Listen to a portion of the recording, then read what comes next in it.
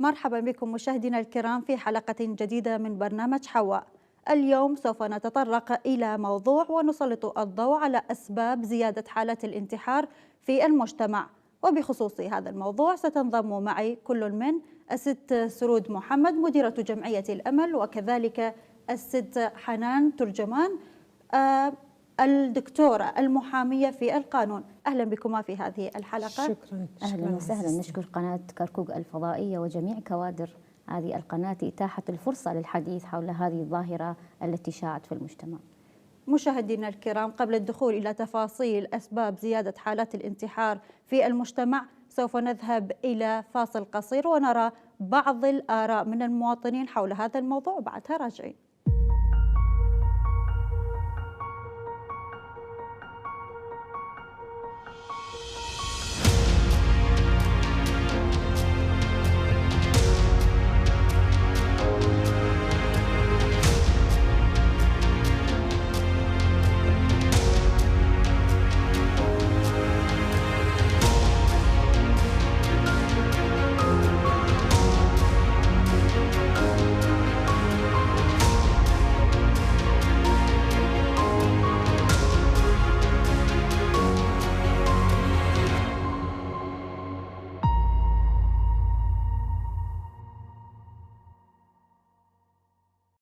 يعني عندنا مشاكل عديدة ساهمت بارتفاع نسب الانتحار بالمجتمع العراقي. تحدثنا مثلا عن المشاكل الاجتماعية، كذلك المشاكل الاقتصادية، وأيضا الوضع العام للبلد، وأيضا بعض الحالات اللي تعاني من مشاكل نفسية. بالتالي اكو مجمل يعني امور اثرت على زياده نسبه الانتحار، خصوصا في ظل غياب الرادع الحقيقي لهذا الموضوع، وايضا افتقارنا للوعي الكافي من اجل التوعيه بخصوص يعني الابتعاد عن هذه الظاهره، خصوصا احنا نشاهد خلال هذه الفتره يعني تنامي بشكل كبير لهذه الظاهره. بالتالي تحتاج خطوات توعويه وايضا رادعه في ذات الوقت من اجل الحد من هذه الظاهره وتناميها. يعني للأسف حالات الانتحار التي ازدادت بالوقت الأخير أسبابها كثيرة، لكن كل الأسباب هي غير مبررة لكي يقتل الشخص نفسه لأي سبب كان. لكن للأسف يعني هذه الظاهرة أو الحالات التي يعني تابعناها في بغداد والمحافظات بشكل خاص، انتحار حالات كثيرة من الشباب ومن النساء، وللأسف حتى كبار السن في بعض الأحيان. الضغوطات النفسية، الضغوطات المجتمعية، ضغوط الحياة، الفقر والعوز الذي يعيشه الكثير من العراقيين، وبعض الحالات النفسية، كل هذه الأسباب هي أدت إلى انتحار الكثير من الناس. وللأسف كما ذكرت هذا الموضوع هو مبرر لقتل النفس. المعالجات هي بالتأكيد أولا تبدأ من العائلة، ثانيا من الحكومة، من الدولة، بمؤسسات الدولة التي تعالج كل هذه القضايا. وأتحدث عن مثلا الفقراء يجب الاعتناء بهم، الأطفال، الشباب يجب الاعتناء بهم. نفتقر إلى الكثير من مقومات الحياة حقيقة، وهذه الأشياء مشخصة، لكن نحتاج إلى مزيد من المواضيع الأخرى، مثلا مراكز الشباب التي تحتوي الشباب اليوم العاطل، الشباب المراهقين، مراكز أولمبية، مراكز رياضية. كل هذه المراكز تسحب الزخم النفسي على الأطفال وعلى الشباب. وأيضا باقي التفاصيل الأخرى بالدستور العراقي الذي كفل العيش الكريم للمواطن، للأسف هذا لم يتحقق. وأكرر، الانتحار هو ليس وسيلة للخلاص من الهموم، بالعكس هو حرام شرعا، وأيضا ربما قانونا قد يعاقب عليه الإنسان في حال لو أقدم شخص وتم إلقاء القبض عليه، كما يحصل على الجسور للأسف. بسم الله الرحمن الرحيم. طبعا هذا الموضوع من المواضيع جدا مهمة اللي تمس المواطن الفرد العراقي بصورة خاصة. طبعا هذا الموضوع يرجع لأسباب أكثر شيء نفسية حسب ما أنا أعتقد. طبعا هواي من الأسباب اللي تخلي الفرد يقبل على الانتحار. واحدة من الأسباب اللي أنا أعتقد أنه هي المسبب الأساسي هي عدم توفر فرص العمل. طبعا فرص العمل تلعب دور مهم جدا في الجانب النفسي للفرد، بحيث أنه الفرد إذا شغلت تقريبا ربع يومه أو 8 ساعات من يومه، فأكيد الجانب الآخر اللي راح يكون هو فقط راحة، لذلك ما أعتقد أنه راح يقبل على هيك أمور. هاي نقطة. النقطة الثانية أنه بعض المشاكل اللي تصيب الفرد اللي تخليه يقبل على الانتحار هي مسببات مثل ما نقول مؤثرات خارجية من مثل المخدرات وغيرها.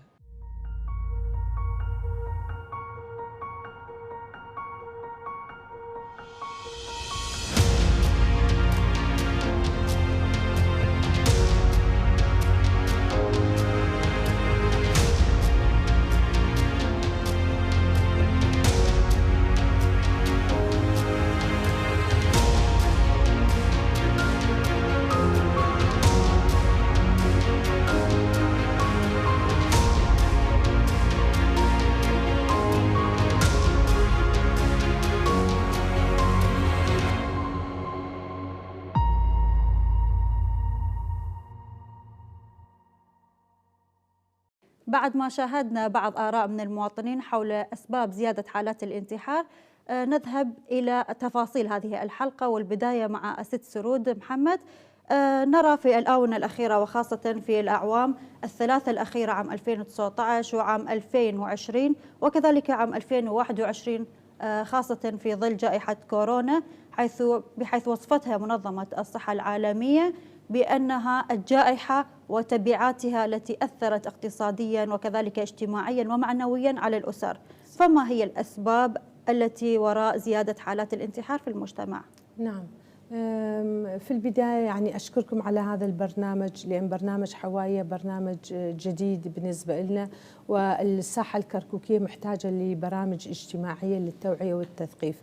وبالأخص إحنا بالآونة الأخيرة نلاحظ بدأت حالات الانتحار تزداد مجتمعنا الكركوكي، منها مثلا لأسباب عاطفية هي قد تكون يعني في البداية إذا يعني نأتي إلى تصنيف حسب الأعمار، قد تكون بالنسبة الفتيات والفتيان هي نتيجة مشاكل داخل الأسرة، سواء كانت وبالأخص العوائل التي فيها تفكك أسري لا توجد بينها أواصر المحبة والألفة والتماسك الأسري، بالإضافة إلى العلاقات الشخصية العاطفية الفاشلة اللي تكون بالنسبة لهم، وخصوصا هم في بداية حياتهم. وعندما نأتي إلى بالنسبة للمتزوجات أكثر شيء نلاحظ هي نتيجة أما لخيانة زوجية أو لزواج الشريك بزوجة ثانية الزوج، أو يعني هي مشاكل هي من داخل الأسرة. وكما يعني ظهرت بعض الحالات بالآونة الأخيرة ويعني على الساحة الكركوكية هي قد تكون هي انتحار، ولكن هي تحريض على الانتحار أو هي نتيجة القتل العمدي. ويعني أنا أشكر قيادة شرطة كركوك اللي بالآونة الأخيرة اكتشفوا حالتين نتيجة التحقيقات اللي صارت، وكشفوها هي محاولات هي التحريض على الانتحار أو القتل العمدي عند التعمق بالأسباب، لأن أغلبيتها أنا يعني أربطها ويا الأسرة، يعني قد تكون الأسرة هم اللي محرضين على الانتحار.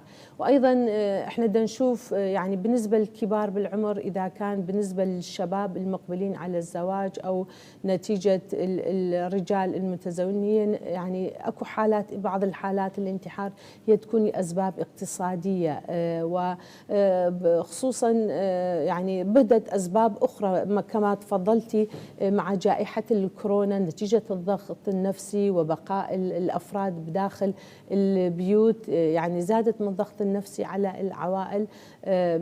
يعني الكثير من الشباب والشابات أيضا بدأوا يفكرون بالانتحار، لأن احنا نحتاج الآن نحتاج إلى برامج توعية رياضية، برامج تثقيفية، يعني الأشخاص اللي موجودين بالخطوط الأمامية يكونون واعين بخطورة هذا الموقف، وأيضا على الدولة يعني تكون هناك خطة استراتيجية كيف يقدرون يحدون، يعني مثلا كمنظمات كيف يقدرون يقلون وتبين دورهم من تقليل من الحالات الانتحار، الأساتذة الكوادر التدريسيين، الشرطة، بالإضافة إلى العاملين بالكوادر الصحية. ست سرود، فيما يتعلق بالأسباب الاقتصادية حضرتك ذكرتيها، يعني الحالة المادية هي تأثر على زيادة حالات الانتحار في المجتمع؟ نعم، يعني عندما تكون هناك خسارة كبيرة في العمل في المشروع وخسارة، يعني هو ضيع كل أمواله، أو قد تكون هناك يعني حالات ابتزاز ويجردوه من كل أمواله. صراحة يعني شفنا بعض الحالات عند المتابعة يعني تبينت هي كانت نتيجة لأسباب اقتصادية، خصوصا هذول اللي يكونون يعني الكبار بالعمر، أو يعني هناك دين على العائلة، رب العائلة لا يستطيع دفع الدين، هذا قد يقوده إلى الانتحار. يعني احنا نتابع أغلبية الحالات الانتحار اللي موجودة بالمحافظة، وده نشوف أسبابها، يعني أسبابها هي متعددة، والبعض يقولون بعض الأسباب هي حالات مرضية. وأيضا الحالة المرضية، الإنسان إذا كان بداخل عائلة قلما يصاب بحالة مرضية نفسية، قد يكون يعني إذا كانت العائلة متماسكة من البداية، يعني لازم الأب والأم عندهم برامج تأهيلية للأطفال حتى يعرفون الصحة النفسية بالنسبة لهم، لازم أكون محبة، لازم أكون ساعات تخصيص بالنسبة لمتابعة الأطفال، لازم أكون يعني برامج رياضية بداخل العائلة، مثلا أيام الجمعة والسبت قد تكون هناك سفرات أو الركض أو المشي بمناطق خضراء. يعني لازم أكون يعني العائلة لازم تحاول تكون برامج من داخل العائلة حتى الأطفال يكونون بصحة نفسية، وخصوصا يعني إذا كانت هناك يعني تخصيص ساعات مع كل طفل للاستماع له، وأيضا الحضن بالنسبة للأطفال هي مهمة جدا بالنسبة للأب والأم. إذا يعني كلما مثلا الطفل لما يطلع المدرسة أو لما يرجع، إذا الأم أو الأب يحضنوه، صراحة الأولياء الأمور يحسون من نوعية الحضن هذا الطفل بحالة نفسية متعبة، أو نشوف اليوم ما يريد يحضن أمه أو أبوه. يعني لازم نبحث عن الأسباب اللي خلته. لا، الأمهات عندهم حساسية فظيعة، يعني هاي مهمة جدا. يعني احنا دائما نعلم الأمهات يحضنون أطفالهم، خصوصا لما يطلعون ويرجعون. مثلا إذا هاي يعني الطفل لما يحضن أمه أكو تفريغ نفسي، والأم تحس مباشرة من نوعية الحضن هذا الطفل متعب نفسيا، أو احتمال ويا الحضنة يعني الطفل يبدي يبكي مباشرة. يعني لازم الأم تخصص وقت أكثر حتى يستمع لهذا تستمع الطفل. للطفل أول ما يرجع مثلا من المدرسة، لازم تستمع له شنو سويت اليوم، شنو صار وياك، أو احتمال شخص حكى حكاية أذاب كلمة، فلازم نستمع له أكثر. الآن ننتقل إليك يا ست حنان. عرفنا الأسباب بشكل عامة، لكن نريد نعرف من الأكثر عرضة للانتحار، هل هم الذكور أم الإناث؟ وما هي الأعمار الأكثر عرضة للانتحار؟ نعم، صراحة هو الفئات العمرية كلها مشمولة بالحالات الانتحار، تبدأ من عمر 10 سنوات تقريبا إلى 34 سنة، هذه تأتي بالمرتبة الأولى. بالمرتبة الثانية تأتي من 35 إلى 45، المرتبة الثالثة تأتي من 46 إلى 64 سنة، هاي كلها فئات عمرية مشمولة بالانتحار. نأتي إلى الفئة العمرية الأولى من 10 إلى 35 أو 34 سنة، فترة المراهقة تبدأ بالطفل. هناك فترة العمر السنة العشر سنوات، هناك شاهدنا في الفترات الماضية القريبة يعني حالات الانتحار بسبب التكنولوجيا. نزلت برامج تطبيقية مثل برنامج مريم، برنامج الحوت، شفنا أطفال صغار بالعمر قاموا بالانتحار فعلا نتيجة هذه الأسباب الموجودة في التكنولوجيا. وكذلك نأتي ما بين هذه الفترة من 10 إلى 34 سنة، أطفال فترة المراهقة التي يمر بها الشاب في هذه المرحلة العمرية، يمر بتقلبات في حالته النفسية، فيجب على الأهل احتواء هذا الشاب أو هذا المراهق، لأنه يمر بمرحلة ربما يمر بمرحلة اكتئاب أو قلق نفسي، يجب أن يراعي الأهل وعدم إهمال هذا الطفل. وكذلك نأتي إلى المرحلة العمرية التي تأتي من 35 إلى 45 سنة، هنا أيضا نأتي إلى الأزواج، الحالات الزوجية، المشاكل الزوجية التي يمر بها داخل العائلة. يعني العنف الأسري الذي يمر به الزوجة أو كذلك الزوج. أحيانا احنا لا نسلط الضوء فقط على الإناث، وأيضا الذكور أيضا يمرون بضغوطات نفسية اقتصادية، لا يستطيع أن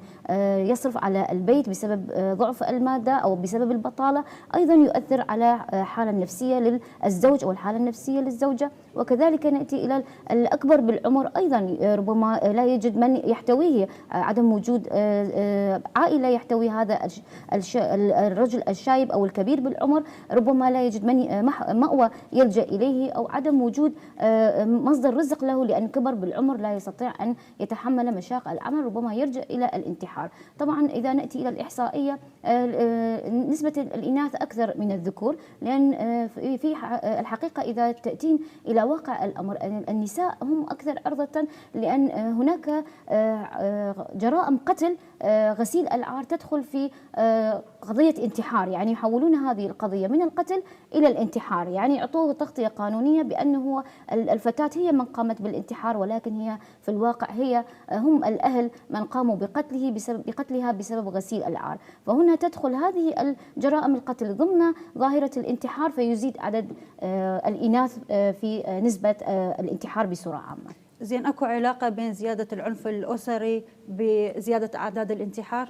أكيد العنف الأسري إذا تم الاستمرار وعدم وجود إيجاد حلول لها يؤدي في النهاية إلى الانتحار. العنف الأسري طبعا ينقسم إلى قسمين، عنف إيجابي وعنف سلبي. العنف السلبي هو تقريبا يأتي بالضغط النفسي على المرأة من حيث هجرها أو عدم الاهتمام لها أو عدم سماع آرائها، هذه يعتبر مثلا جانب السلبي. أما الجانب الإيجابي هو استعمال أداة الضرب، الأسلحة أو أي مادة أو آلة حادة يمارس ضد المرأة، هذه يعتبر عنف إيجابي ضد المرأة، يعني يستعمل العنف. طبعا العنف أيضا يمارس على الفتيات الغير المتزوجات في المنزل، يعني هي لم ترغب في الزواج أو لم تأتي لها الزوج المناسب، يمارسون الضغط عليها أو التنمر لها في البيت، تجعلها تلجأ إلى الانتحار لكي تتخلص من الضغوطات النفسية التي تعيش هي في المنزل بأنها لم تتزوج.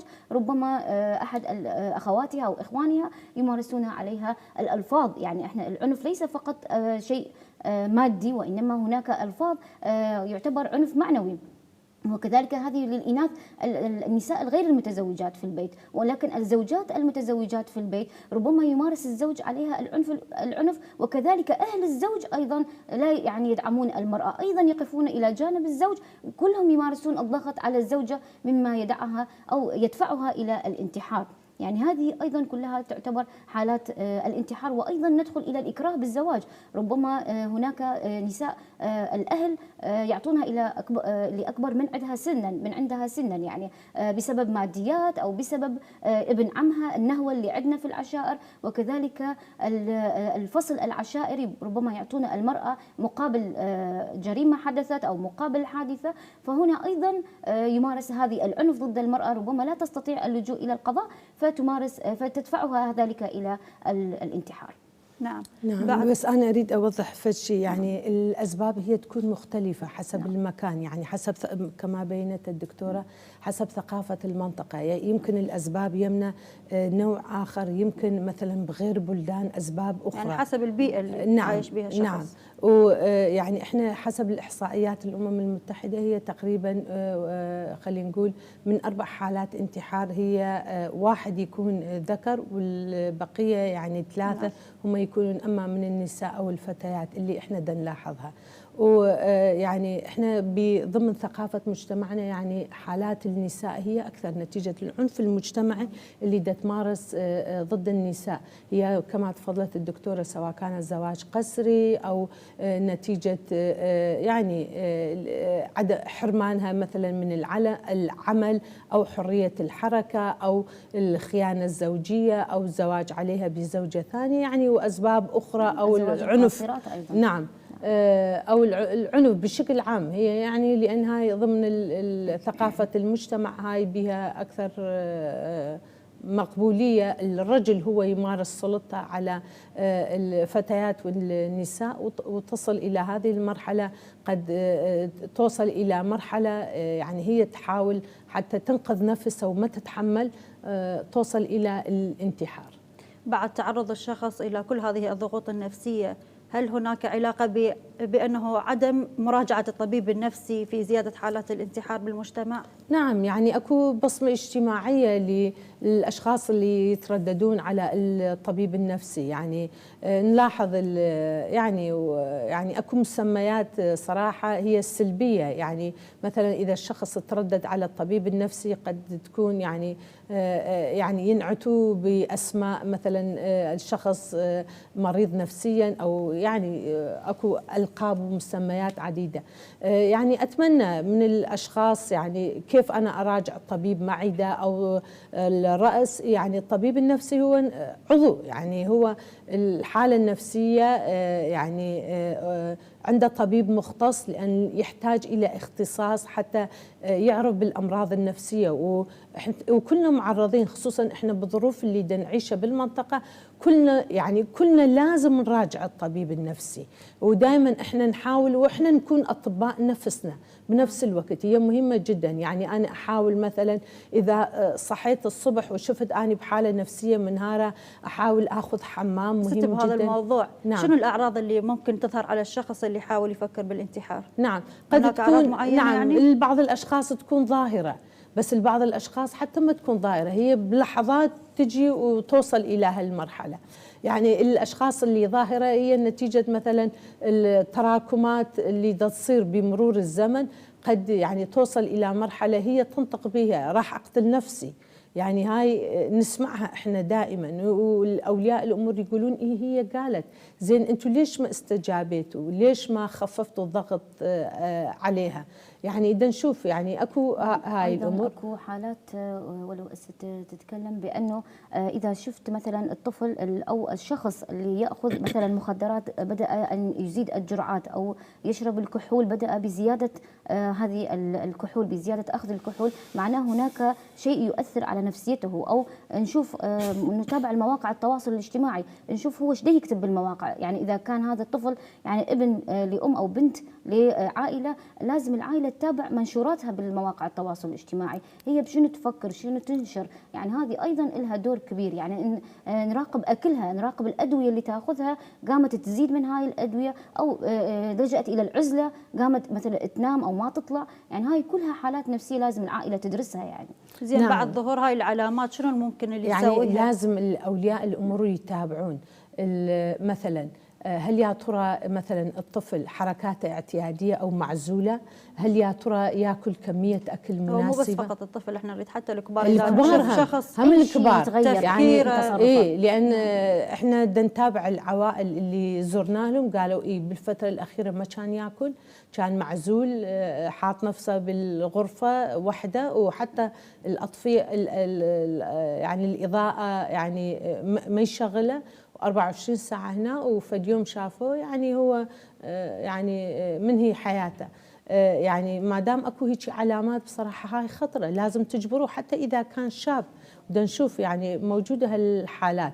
يعني الأكل مهم، الأولياء الأمور يتابعوا يشوفون. يعني الغسل مهم لما ياخذ حمام، نوعية الملابس اللي لابسه، يهتم بهندامه أو لا، يشوفون اختلاطه وتواصله، يشوفون يعني هل يا ترى، لأن احنا مع الأسف التكنولوجيا صارت ظاهرة سلبية علينا، بقدر ما عنده منافع صارت السلبيات أكثر.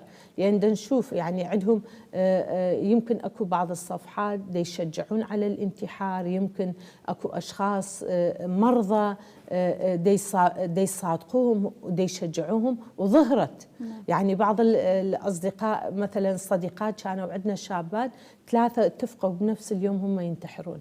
يعني حاولوا الانتحار بس الحمد لله ما نجحت. يعني اكو واحد حرضهم يلا هم انتحروا؟ هم يعني يشجعون على بعض، يقولون احنا الاهل ما يسمعون الا خلينا نخلص ونفاجئهم بقتلنا. يعني هم هاي طريقه التفكير. هسه هنا لازم نعرف دور الحكومه شنو اللي سوت.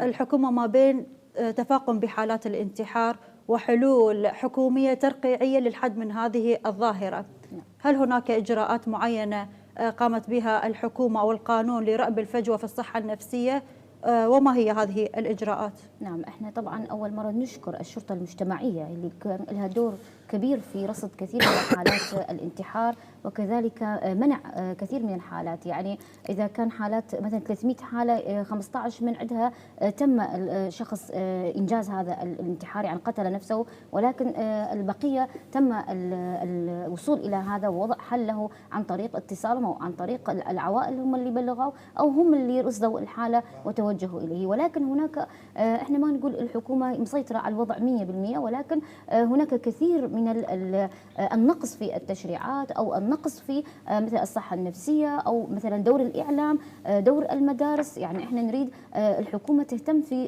جانب التربية، أن يضع هناك مثلا مواد أو هناك دروس أو توعية للطلاب في مادة في ظاهرة الانتحار. ست حنان، يعني هل القانون يعني هو يعاقب الشخص اللي يحاول على الانتحار؟ أكو قانون معين يعاقب الشخص اللي حاول؟ طبعا الانتحار هو جريمة الانتحار، القانون لا يعاقب على جريمة الانتحار بشكل صريح. يعني لا يوجد نص قانوني يحاسب الشخص على الانتحار أو حتى الشخص الذي فشل حاول الانتحار وفشل في الانتحار، هذا يعتبر يعني ما حكم على هذا الشخص؟ لا، الشخص هو يعني مثلا نفسه هان عليه وقام انتحر، يعني القانون شو يسوي عليه؟ هو هم يقوم مثلا يقتله أو يخليه، أو هذا الشخص فشل في الانتحار. إذا الحكومة ما تحاول تعالج هذا الشخص وينطي مثلا حلول من ناحية الصحة النفسية، يجي الشخص هم يقدر يقوم يكرر حالة الانتحار مرة أخرى. فإحنا إذا نفرض عليه عقوبات فهذا يكون يعني بشكل أشد، يعني شدد عليه هذا الشيء ويقوم يكرر الانتحار. ولكن في 2022 صدر قرار من البرلمان ومجلس الدولة بأنه الشخص اللي فشل في الانتحار عليه غرامة و6 أشهر يعني حبس. هاي يعني تطور جديد في القانون. ولكن إذا جيتي للحقيقة جريمة الانتحار ما يعتبر عليه، يعني الانتحار لا يعتبر جريمة في يعني القانون. ماكو نص قانوني؟ لا يوجد نص قانوني، لم يجرمه القانون، يعني لا يعتبر جريمة. ولكن المحرض على الجريمة، إذا تجين على التحريض، يعني أكو شخص دا يحرضه، يعني إذا أنا أجي بالبيت كل ساعة يعني عنده عقوبة معينة اللي يحرض على الانتحار؟ يعني التحريض على الجريمة، التحريض عندنا نوعين، تحريض معنوي عندنا وتحريض مادي عندنا تحريض وعندنا مساعدة. يعني أنا أجي فقط مثلا أقول انتحري، انت ظروفك هيك، روحي انتحري، الحياه مو مناسب لك، انت ظروفك كذا وكذا. هاي اني شفهيا قلت لها بانه اساعدها على الانتحار فقط من الناحيه المعنويه، ولكن المساعده يكون باعطائه الماده، اقول لها هاي السلاح او هذه الماده السميه يقتلك. طبعا هذول كلها يدخل في المساهمه في الجريمه ويدخل في الاشتراك او المساعده في الجريمه. طبعا عليه قوانين ماده 408 ايضا التحريض على القتل، حكم عنده 10 سنوات، وأيضا هناك غرامة عليه. فهذه المواد يعني النصوص القانونية يحاسب المحرض على القتل، يعني التحريض. ولكن في حالة عدم مثلا قيام الشخص بقتل نفسه لا يعتبر يعني جريمة. ولكن إذا شخص صعد طابق مثلا 10 رمى نفسه وما مات، يعني تكسر وما توفى، الشخص اللي حرض أيضا يعتبر، حتى لو الشخص ما مات، المهم الشخص قام بقتل نفسه وحاول قتل نفسه وشرعه ولكن لم ينجح في القتل. هنا أيضا المحرض يعتبر مساهم في هذه الجريمة، أيضا يعاقب وفق المادة 408 من قانون العقوبات العراقي لسنة رقم 111. نعم ست سرود، في الآونة الأخيرة أيضا انتشرت ظاهرة تعاطي المخدرات بشكل كبير بالمجتمع، وكذلك المستوى التعليمي. هل هذه الشغلتين لها دور بزيادة حالة الانتحار بالمجتمع؟ أكيد، خصوصا يعني احنا بدنا نشوف يعني على نطاق العراق ككل بدأت المخدرات تنتشر، وخصوصا اللي يعني يدمنون على المخدرات لفترة أكثر، يعني الدنيا تكون ظلمة قدامهم، يعني ما يقدرون يحلون أبسط مشاكلهم، أبسط مشكلة تصير كارثة. وهاي يعني يوم بعد يوم الدنيا تسود قدام عينهم ويوصلون إلى مرحلة الانتحار، يعني الإدمان زاد. وحتى يعني الإدمان الاستمرار لفترة أطول صراحة يموت، هو الشخص هو يموت. بس احنا اللي هنا نقول يعني احنا دائما نقول العقل السليم في الجسم السليم، يعني دائما الرياضة هي كلش مهمة. احنا بالفترة الأخيرة هي كانت التعليم الإلكتروني بصراحة هاي زادت، هذا كانت أكبر مأساة واجهتهم فئة الشباب والشابات واليافعين واليافعات، لأن زادت حالات التحرش وزادت يعني خلينا نقول الأشخاص المسيئين بدوا يعني يصطادون هذول الفتيات والفتيان ويهكرون حساباتهم. احنا عندنا قلة الوعي كيفية محافظة على الحساب، بدأت الحالات دا تزداد، يعني تسربوا كثير من الأطفال طلابنا من المدارس، تفككت كثير من الأسر نتيجة الابتزاز الإلكتروني نتيجة التعليم. يعني الحمد لله هالسنة بدأت تقل، يعني صارت التعليم هي تعليم مباشر وجها لوجه بالمدارس والجامعات، وإن شاء الله تقل هاي الظاهرة وبدأت الوعي دا تزداد. يعني أنا أريد أبين بنفس الوقت يعني نتبنى على الحكومة يعني تتبني خطة استراتيجية وطنية. نعم على راح نطاق نجي لها من ضمن التوصيات. يعني وأيضا هي كلش مهمة احنا نوعي الكوادر التدريسيين لأن هم بالخط الأمامي موجودين. كيف مثلا إذا شافوا طالب هو كان كلش شاطر بالبداية السنة وشافوا حالته دا يسوء يوم بعد يوم، دا يشوفون لونه يتغير، ما يشارك بالصف أكثر، منعزل أكثر بالمدرسة. يعني لازم أكو دور فعال أكثر للباحثات الاجتماعيات اللي لازم موجودات كل مدرسة يكون هناك باحث اجتماعي. أكيد أكيد، ولازم أكو دورات تأهيلية لهاي الباحثة، كيف هي تقدر تواجه هاي الحالات وتراقبهم. لازم تصير عندها حساسية أزيد بهذا المجال. يعني إحنا الباحثاتنا بجمعية الأمل العراقية صراحة يعني مشكورين لوزارة التربية ومديرية تربية كركوك لتعاونهم، وعندنا موافقات إحنا ندخل المدارس، وعندنا دورات تأهيلية للطلاب يعني من خلال برنامج خاص من قبل اليونيسيف المختصة بالطفولة. يعني نوعيهم كيف هم يبدون يحلون المشاكل، لأن إحنا ما عندنا هذا الوعي بحل المشاكل. يعني مثلا إذا أنا شخص ابتزني ما عندي چارة إلا أني أقتل نفسي، يعني لأن هكر كل حساباتي وأخذ صوري وما أدري شنو. صراحة يعني هي دائما كل مشكلة إلى حل، ماكو مشكلة ما إلى حل، مستحيل. بس الإنسان لما يموت خلص ما يبقى له حل. إذا بهالحالة الشخص لما يتعرض إلى ابتزاز أو شيء المفروض يروح إلى أقرب شخص له، سواء صديق أو أحد قريب من أستاذ أحد الكوادر التدريسيين.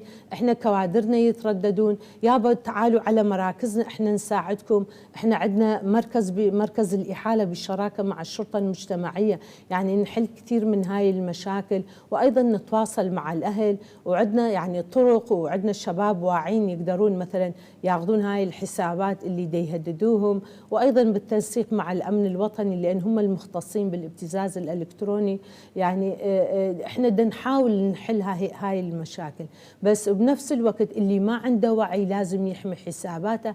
هاي كلش مهمه. يعني اذا اي شخص واجه اي مشكله بهاي المجال، سواء كانت ابتزاز الكتروني او حتى فكر بالانتحار، او اولياء الامور ما يعرفون كيف يعني ويا اطفالهم، اتمنى يجون يمنا احنا نساعدهم. يعني عندنا على نطاق محافظة كركوك بالأخضية والنواحي يعني بكلها عندنا تقريبا 7 مراكز يعني هي مو بس بداخل المدينة، أيضا لا عندنا بالدبس، عندنا بداقوق، عندنا بالحويجة وبالعباسي، يعني عندنا بكل المراكز. يعني أتمنى احنا أبوابنا مفتوحة للمجتمع، للأمهات، للفتيات اللي دي يواجهون أي مشكلة، يعني حتى للشباب للرياجيل، تعالوا احنا نساعدكم بحل هاي المشكلة، لأن ماكو مشكلة ما لها حل، وإحنا عندنا السرية التامة.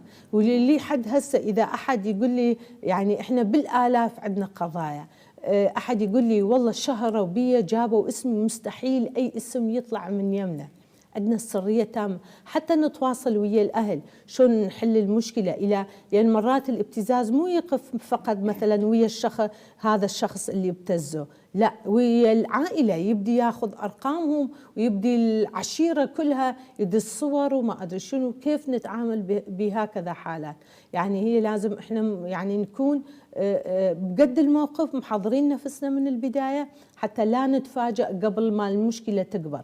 نعم. ست حنان، شنو هو دور الحكومة في الحد من هذه الظاهرة، ظاهرة الانتحار، زيادة حالات طبعا الانتحار؟ الحكومة هي تسعى، يعني احنا حاليا عندنا قانون الابتزاز الإلكتروني تم قراءته مرتين في البرلمان، ولكن باقي القراءة الثالثة سيتم إقرار قانون الابتزاز الإلكتروني. سيكون استعمال مواقع التواصل الاجتماعي واستعمال الإنترنت بشكل محدود وضيق جدا، يعني أي شخص ما يقدر يفتح موقع وهمي ولا يقدر يخترق. هاي كلها بها أعمار، بها شروط لازم يتبعها وفق هذا القانون الجديد، يحمي المجتمع بصورة يعني بصورة جدا جيدة. وكذلك نوصي أيضا يعني ودور الحكومة في تفعيل وإقرار قانون العنف الأسري. صح بأن هناك فقرات في هذا القانون العنف الأسري لتم قراءته مرة واحدة ولم يوافق عليه الأحزاب السياسية وكذلك في الموجودين في البرلمان.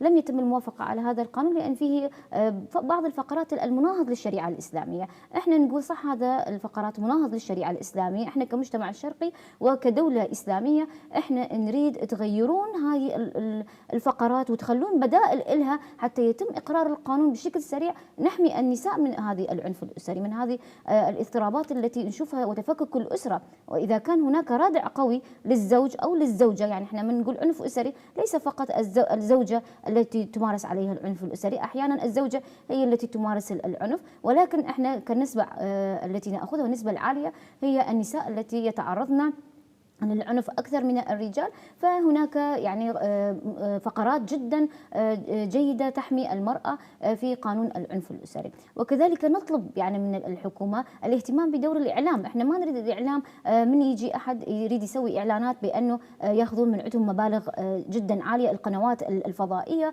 أو الإذاعات أو أي مسموعة والمرئية الفضائيات. احنا نريد هذه الظواهر يتم النشر أو الإعلان لها بمبالغ رمزية جدا لكي يصل صوت إلى جميع المواطنين. يعني احنا هاي الظاهرة جدا بدأت تنتشر. لو كان مثلا حالة أو حالتين نقول هاي مثلا بسبب الترف أو بسبب شيء بسيط يعني قام ينتحر مثلا، لكن من صارت توصل العدد مثلا خلال سنة أو خلال عدة سنوات إلى 3000 حالة من بداية السقوط من 2003 لحد الآن 3000 حالة انتحار.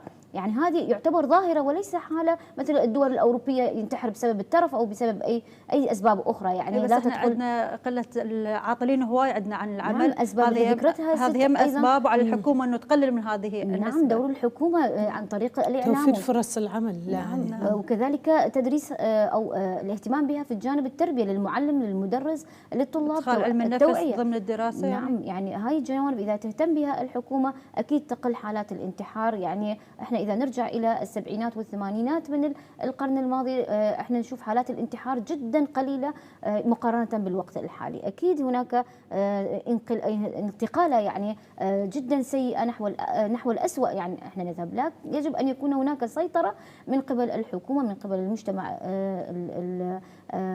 المجتمع يعني نتكاتف، يعني ليس فقط المجتمع، يجب أن يكون هناك جهود متكاتفة وأن نجمع جميعنا على صوت واحد على يد واحد ونعالج هذه الظاهرة التي بدأت يعني تأكل بشبابنا. يعني هم شبابنا هم المستقبل التي احنا ننتظرهم. إذا هم كانوا هكذا مضطربين نفسيا وعقليا وصحيا طبعا لا تنهض البلد.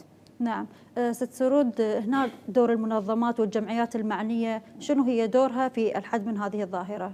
نعم، يعني احنا نقدر نقول يعني ماكو يوم ما تمر علينا إلا ونستقبل حالات يعني هي تفكر بالانتحار أو محاولة الانتحار. خصوصا احنا يعني نحاول نتواصل ويا أولياء الأمور، نتواصل وياها، يعني مثلا نشوف المشكلة هي شنو، ليش هي هيك تفكر بهالطريقة. مثلا احنا دا نشوف الأب يهتم بالولد أكثر من البنات، البنت الكبيرة عندها حساسية زايدة، أو يحبون البنت الصغيرة أكثر من الكبيرة انهزمت وجت يمنا.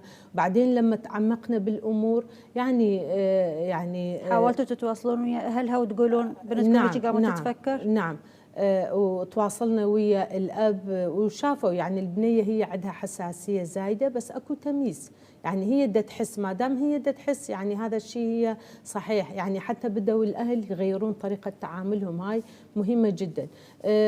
يعني وبنفس الوقت يعني احنا دا نتابع الحالات الانتحار اللي توصل إلى المستشفيات، مثل مستشفى الآزادي قسم الحروق، أو اللي باقية بالبيوت، أو حتى مثلا الدعم النفسي اللي تحاول الانتحار هي منهارة.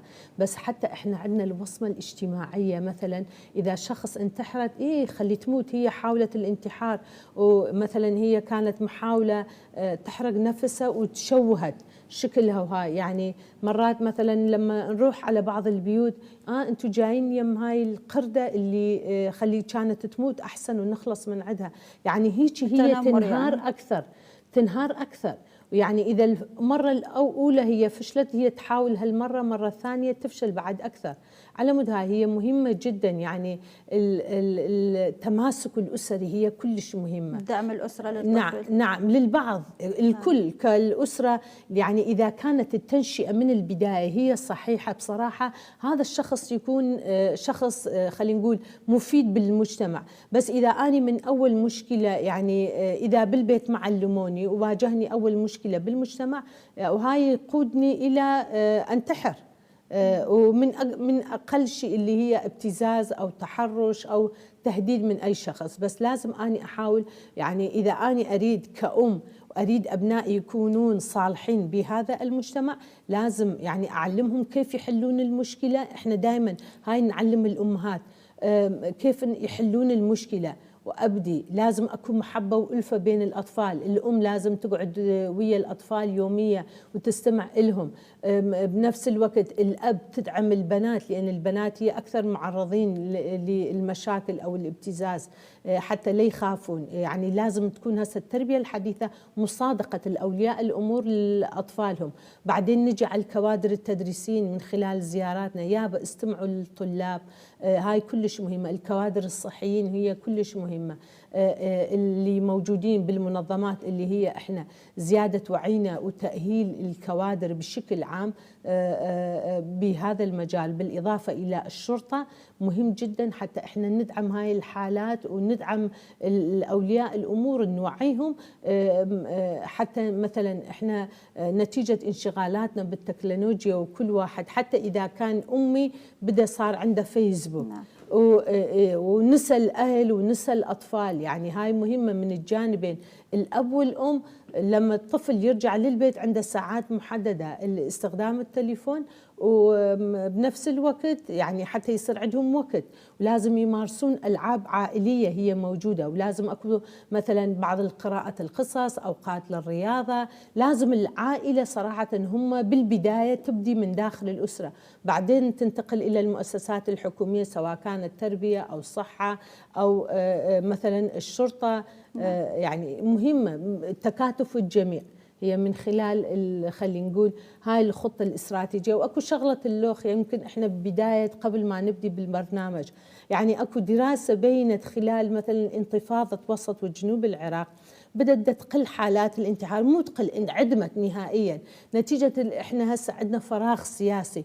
الشباب لقوا نفسهم بالساحات، يعني ساحات فرغوا طاقاتهم فرغوا طاقاتهم، مطالبة بحقوقهم. هاي مهم جدا. يعني احنا يعني نتمنى يعني تصير عندنا، نشجع مثلا على حرية التعبير، هاي مهمة جدا. يعني اتمنى القانون هم تتساهل بهيك امور، وبنفس الوقت لازم اكو رقابة. اذا شفنا شخص يعني مثلا تمادى نروح نقعد وياه نحكي بصورة غير مباشرة، لأن لازم أكو يعني نزيد الوعي المجتمعي بشكل عام بهذا المجال حتى بالأخير تنعكس على واقع أو بيئة الحقوق الإنسان بالمجتمع. شكرا لك سرود، شكرا على تواجدكم اليوم ويانا، لكن وقت البرنامج خلاص. مشاهدينا الكرام، أخيرا وليس آخرا، من الضروري جدا الذهاب إلى الدكتور الطبيب النفسي عندما تحس بنفسك أنه أنت محتاج أنه تفرغ الضغط النفسي اللي تعاني منها. هو ليس عيب مراجعته، لكن أحسن مما قد تؤذي نفسك أو تؤذي أحد، تعنف أحد من أفراد أسرتك. مشاهدينا الكرام، وصلنا إلى ختام هذه الحلقة، ألقاكم في حلقات أخرى، إلى اللقاء.